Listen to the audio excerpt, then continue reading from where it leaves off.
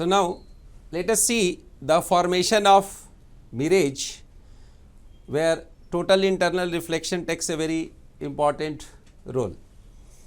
In summer season or in deserts, this is land and this is air and this is sand. So what we observe, that if we are an observer here, this is the eye. So any ray going straight passes straight, any ray going in this direction goes like this, and we can see the object. What happens? The sand above the surface, the air above the sand is hot, and so it becomes a rarer medium, and here the air is cooler and becomes a denser medium. The velocity, the speed of light in this region is less, and here it is more and here it is less. So this is denser and this is rarer medium. So here a graded refractive index is formed. So refractive index varies in this direction. Refractive index increases in this direction. So what happens? Due to this graded refractive index, the ray going in this direction is going to bend, and this curves in, and thus an image is formed in this direction, and we get a image like this. So let us see how the ray bends. Now you see here, suppose a ray goes in this direction. Here the medium is here rarer and denser, so it bends away from the normal. Again, so continuously the ray bends like this, and a stage comes when it gets total internally reflected. So and thus it goes in a curved track. Since the refractive index varies linearly slowly, so we get a curved path. When I extend these rays, it seems that this ray is coming from here, and we get an image. So we can see the object by the direct ray. So we get an upright object and its image below, creating an illusion that there is somewhere water here.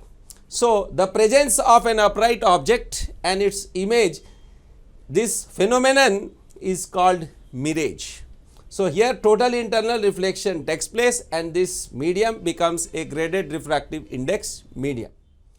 Now let us see its inverse phenomenon, that is called looming. This happens in winter season, cold winter near sea. Now let us see what is looming. In cold winter nights, suppose this is sea and this is land, and we are an observer here. We observe, suppose a boat is coming in this direction, and we are observing the boat. So what happens? A direct ray can reach here, and so we can see the object, the coming boat. Now what happens? The air close to the water surface becomes denser because of cold, and here the medium is rarer. So refractive index of air increases along this direction. So what happens? Suppose a ray goes like this, it further bends, it is going to rarer medium towards normal, and a stage will come when it will get reflected, and so it finally reaches like this. So we get an illusion that the boat is coming from this direction. So we see here the boat coming in this direction, as well as we are seeing the boat coming from the sky. So this phenomenon is called looming. Here the refractive index of air increases in this direction. In mirage, the refractive index increases in upward direction, here in downward direction. This is the inverse of mirage formation.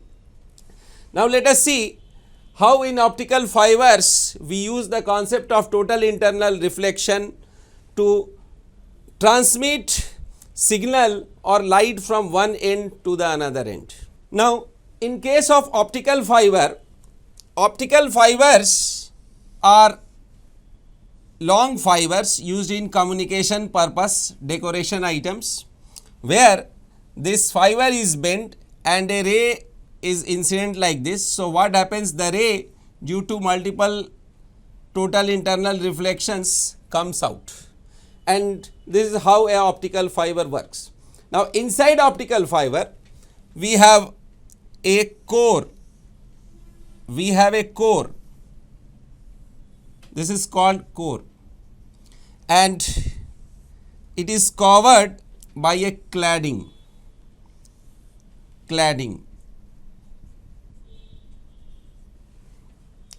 Now what happens, this has a refractive index N2 and this has a refractive index N1 such that N2 is greater than N1.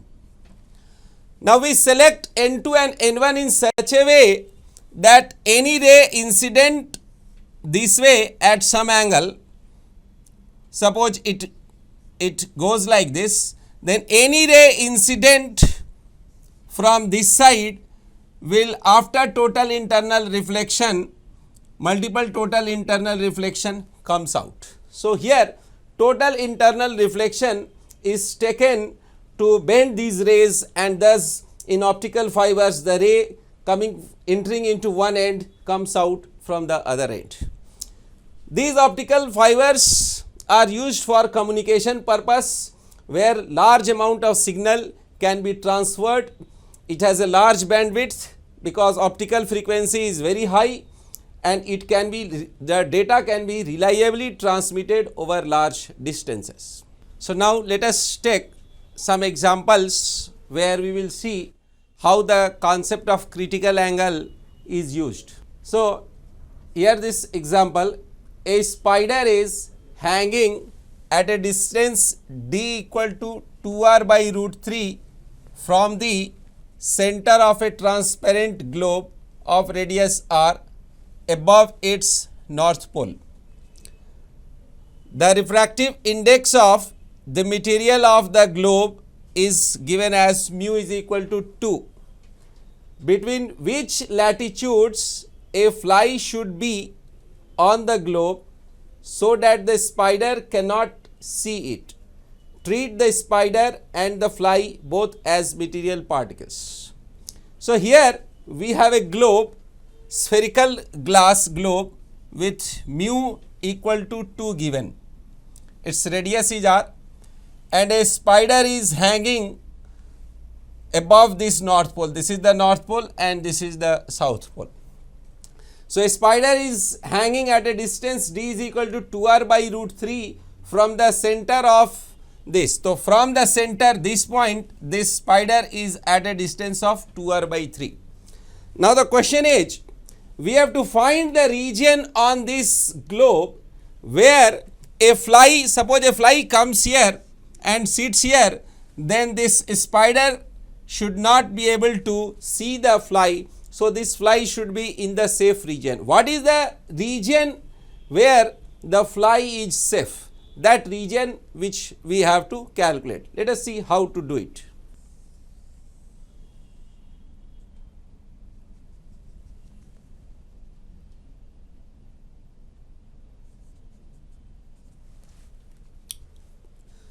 So now you see here, this is our globe of refractive index mu is equal to 2.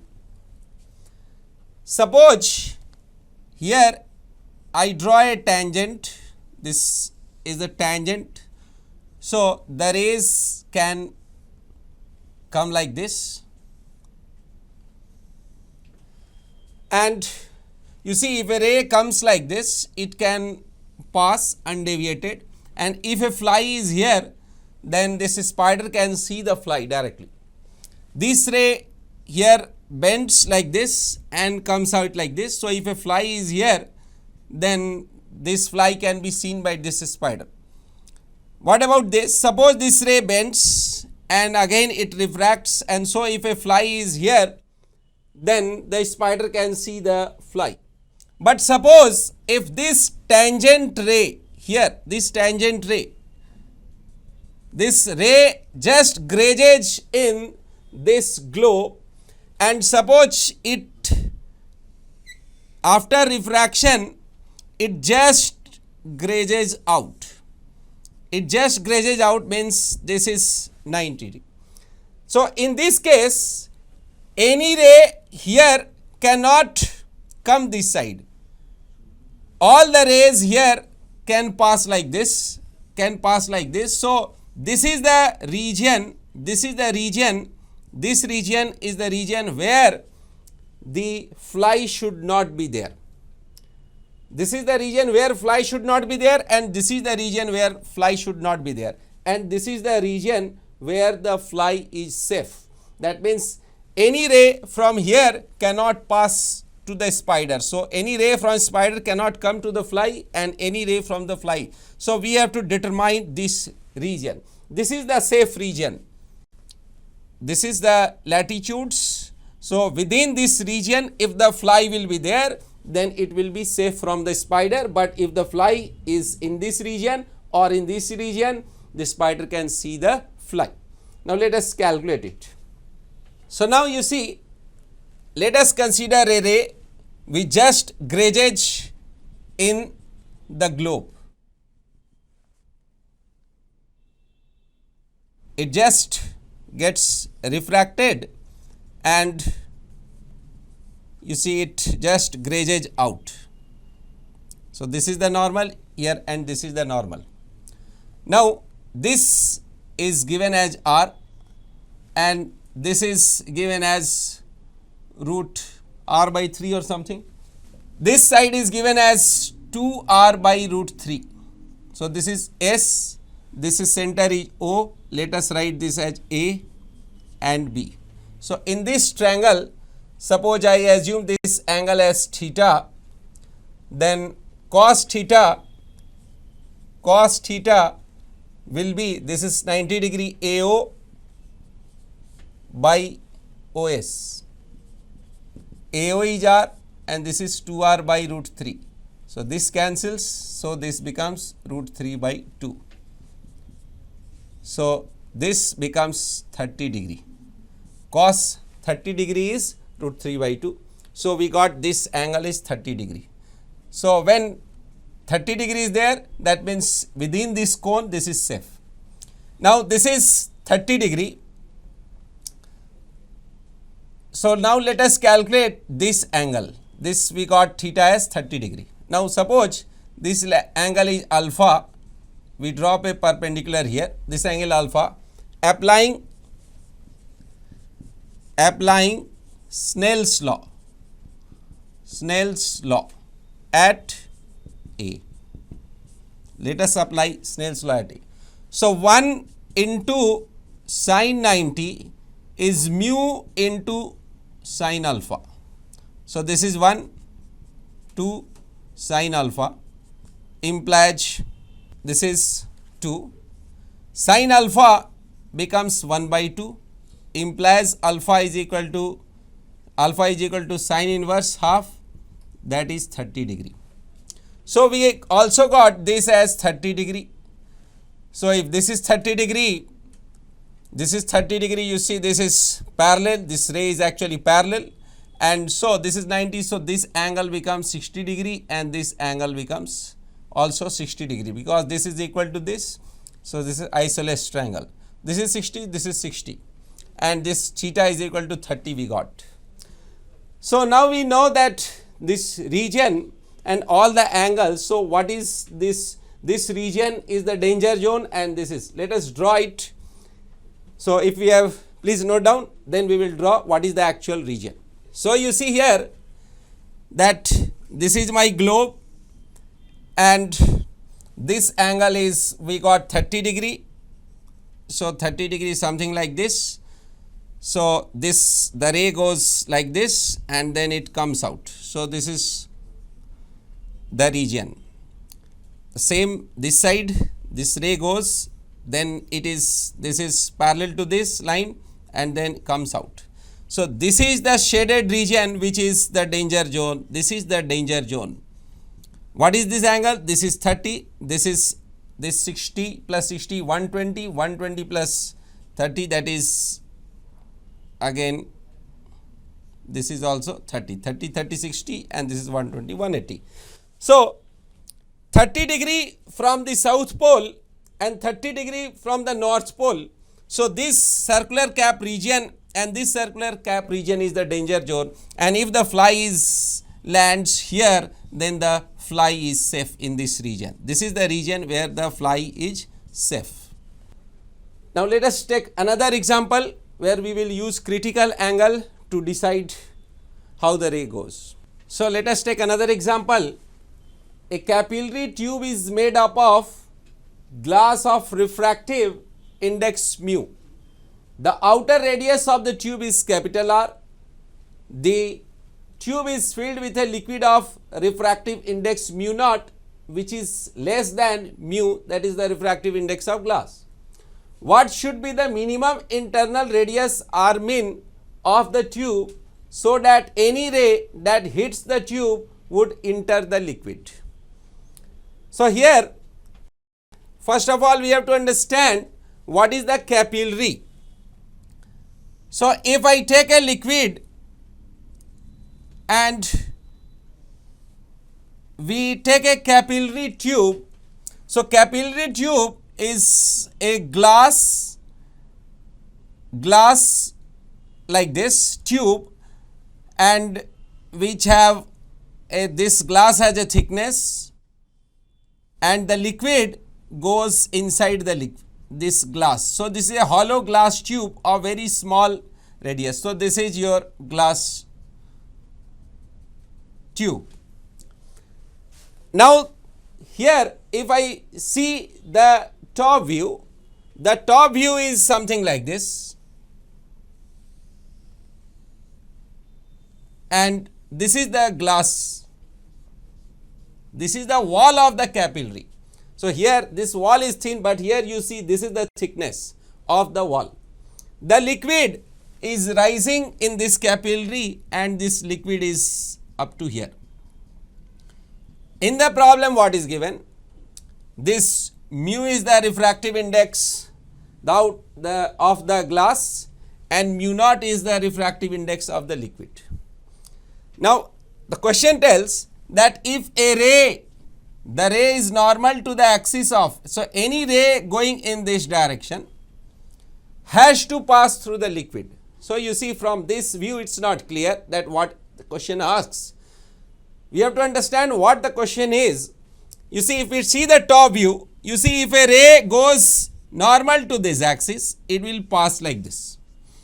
This ray will bend and so it will further pass like this. So, this ray may pass like this. So, this ray you see here is not passing through the liquid. So, the question is telling that any ray incident normal to this like this should pass through the liquid. What condition has to be satisfied? What should be the radius of this inner tube so that all the rays going like this has to pass through the liquid? This is what the question is telling. Now, let us see how to do this. This is the liquid is here inside the capillary and this is my glass region, glass thickness of the capillary. Now, what happens? Suppose a ray is here coming like this and the ray goes like this. Here the ray is incident like this. Now, suppose here the ray just manages to, that means suppose this is the critical angle. It is given that this glass is a denser medium than mu naught, this is mu naught and this is mu, this mu is greater than mu naught given. So, when this ray just grazes out like this and then it will further go like this. So, if this ray, this is a particular ray which falls at the critical angle between these two surfaces, then all the rays in this direction, all the rays will be here passing through the liquid. All these rays will go into the liquid, but any ray, this is suppose another ray, then what will happen when it will go like this, then it will bounce like this, because here total internal reflection will take place. So suppose this is a particular ray which goes at here, grazes out, and so this is the critical angle for these two surfaces, for these two medias, C is the critical angle. So any ray below this ray has to pass through the liquid, but any ray above this will totally bounce out. So what is our strategy? We will consider a boundary ray which manages to be here at the critical angle. So our strategy will be to find a ray, we will take up a boundary ray which falls here at critical angle. So what will happen? Automatically all these rays has to pass through the liquid medium. So now see, if this is my tube, capillary tube, this is the, so let us take this boundary ray. This is my boundary ray. This ray, after refraction, it is grazing, it is 90 degree, just grazes like this, and so it just grazes like this. It goes into the liquid and finally it goes like this. So this is mu and this is mu naught. Let it be A, B, and this is O. So first let us calculate what is this angle. This angle is suppose theta. So using applying Snell's law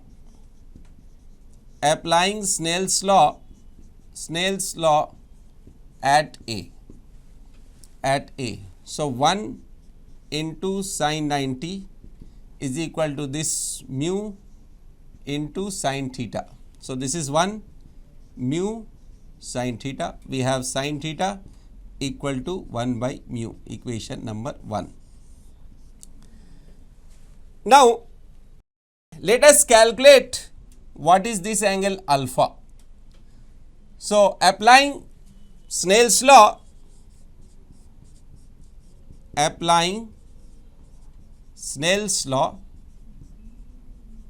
at B. This is the angle of incidence. This is 90 degree.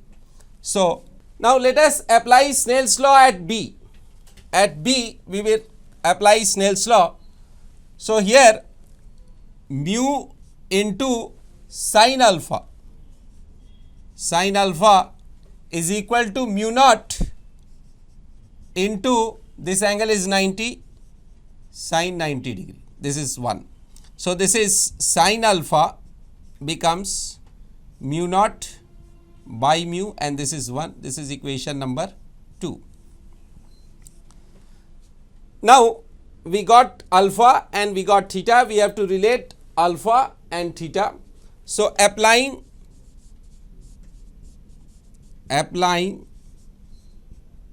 sine rule in triangle ABO. So we have OB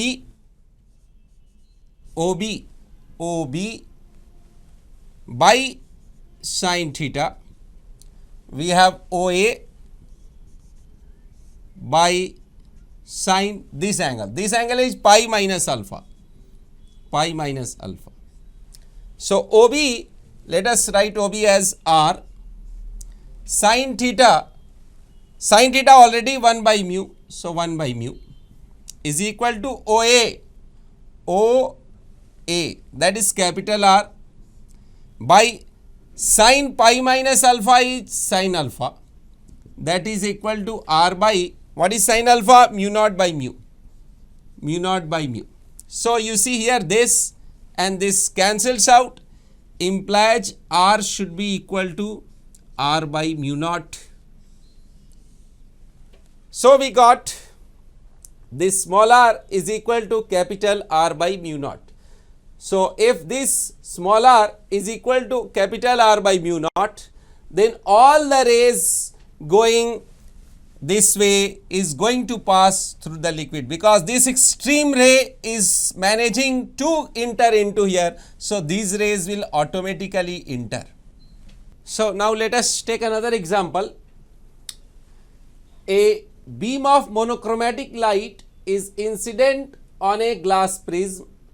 The cross section of the width of the beam is such that its rays falls up to the middle of the adjacent sides of the prism as shown in the figure. For what refractive index of glass mu, two separate parallel beams emerge out of the prism. So the problem is, this is a hexagonal prism and the rays are incident parallel to this side at the middle point of this. What should be the value of mu? What are the possible values of mu for which the rays will emerge parallel? The emergent ray will be parallel. This is what we are going to do. Please note the example problem. So now suppose a ray is incident in this direction. So this is, if I join this here, this is a hexagon, so this will be 60 degree, and if I join here, the normal to this mirror will pass through the center of this. So you see this ray will bend, this ray will bend like this. Now when this ray has bent like this, so again the new normal will be like this, and you see again, suppose this is the denser medium, the ray will bend like this. It would have gone like this, but it will bend. It's going to rarer medium, so it will bend like this. So there is no chance of this ray coming out parallel if this ray falls in this region. Now suppose this ray falls here, suppose this ray goes like this. So what will happen? Then the normal edge here, this normal will be like this, and the normal here will be, suppose here, it may not pass through because it is not at the midpoint. So if this is not the midpoint, so but the normal, this normal and this normal will be same. So all the normals on this face and this face are parallel. So here what happens, you see when this ray goes, so it will always make the same angle with this normal. So here it goes at the same angle, so it emerges parallel to this.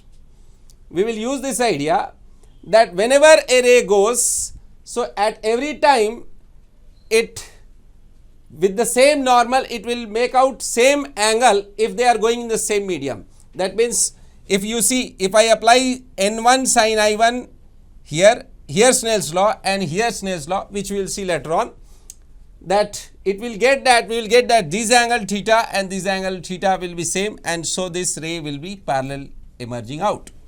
So our strategy of problem solving is that if this ray manage to fall on this part, then it can come parallel to the original direction. But if this ray falls here, then it will not emerge parallel to it. So our ray must emerge here. Now we have to see, we have to find out what mu of this prism will make my ray just bend like this, So if that mu, this is the minimum mu, which will bend the ray to this corner.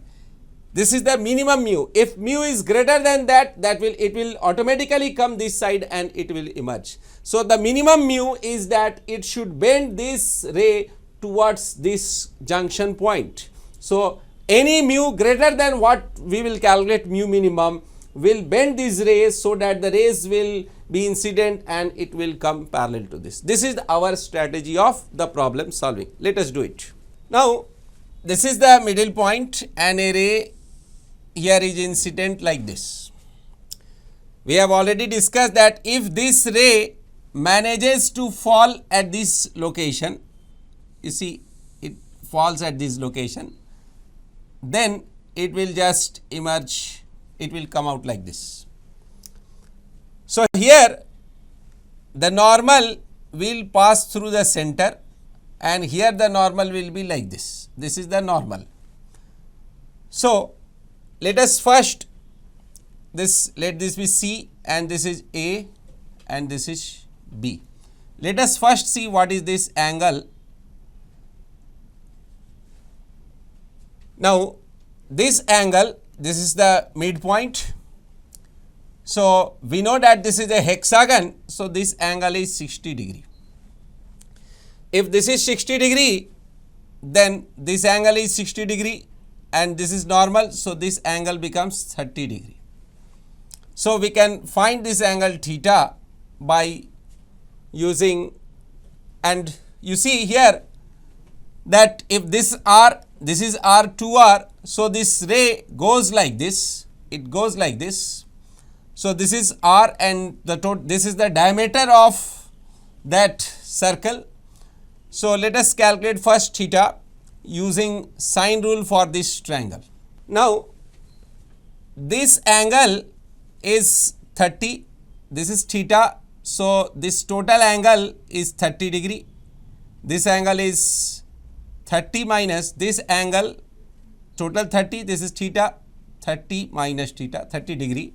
So you see this and this is parallel, so this is 30 minus theta. So this is 30. Now I am removing this so that my diagram is clean. So you see how this is theta. This is the normal, this ray goes like this, so this is the total 30, this angle is angle of refraction here is 30 theta, so this becomes 30 minus theta, so this is 30 minus theta. Let us remove this. Now this side, this is A, B, C, let us write it D. Now we have CD is equal to R, AD is equal to R by 2. So we will calculate AC. Now AC this is AC will be root over this CD square minus AD square. So we get AC as CD as R square minus R square by 4, that is root 3 R by 2. We got this as root 3 R by 2 and this is R. So now let us concentrate on triangle ACB. Now consider triangle ACB and apply sine rule. Sine rule. AC by sine of 30 minus theta is equal to BC by sine theta. What is AC? AC is root 3 R by 2 is equal to BC.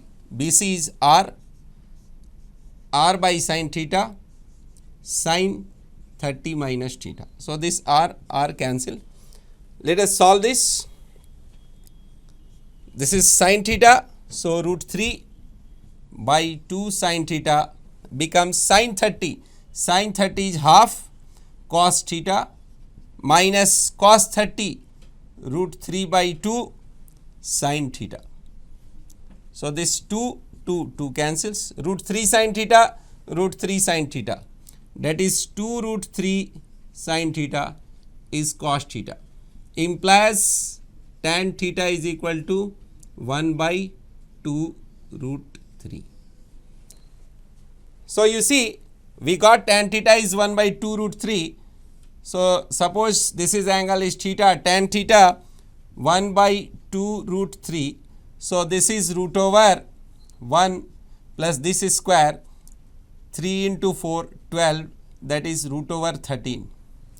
Implies sin theta as 1 by root 13, and if I require cos theta, then 2 root 3 by root 13. Now, applying Snell's law at A. Snell's law at A, this is 1 into sin 30 is equal to mu into sin theta. So sin 30 is half, mu is mu, sin theta we got 1 by root 3. So mu is equal to root 13 by 2. So if mu is equal to root 13 by 2, then this ray just reaches at B and it is still incident on here and it passes parallel to this. A ray going like this will hit like this and again pass like this. If mu is less than this ray will bend here and it will pass like this, but it won't be emerge parallel to this. If mu is greater than this, then the ray will bend. So my mu is, so the required value of mu is mu should be greater equal to root 13 by 2. Now if mu is infinitely, you see the greatest mu for any material medium is that of diamond, and so it can bend like this. For mu is, suppose hypothetical medium infinite, then it will just pass like this. So you see the ray will always pass, this ray will always pass within this distance only. So if mu is equal to root 13 by 2, it will pass like this. If it is more than this, it will pass like this. For mu to be very infinite, this ray will pass and emerge from this side parallel to this. So let us take an example where we will see how the deviation of a ray will take place when a ray goes from denser to a rarer medium. Now in the diagram shown, a ray of light is incident on the first medium boundary at an angle 30 degree. This is the 30 degree, this is one medium boundary and the ray is incident and 30. Here the refractive index is 2 and here mu. The medium has a refractive index 2. The second layer has refractive index mu by 2. This layer has a refractive index mu by 2. Now a graph is shown between deviation, this is the graph between deviation and the refractive index mu. The deviation is measured by considering the final emergent ray. So this is example. There are 3 mediums 1, 2 and 3. So here refractive index is 2 and a ray is incident at an angle 30 degree and it finally goes like this. So the deviation is considered from this direction and the emergent ray. The deviation is found to be like this. We have found that the deviation curve is given by this. This is the curve between deviation and mu. If I change mu is here mu and here mu by 2. If I select different values of mu, we will get this curve. Let us find out what is this value of theta 1, that is deviation when there is mu 1, and what will be the deviation when this mu is infinitely large. Let us calculate theta 1, theta 2 and mu 1.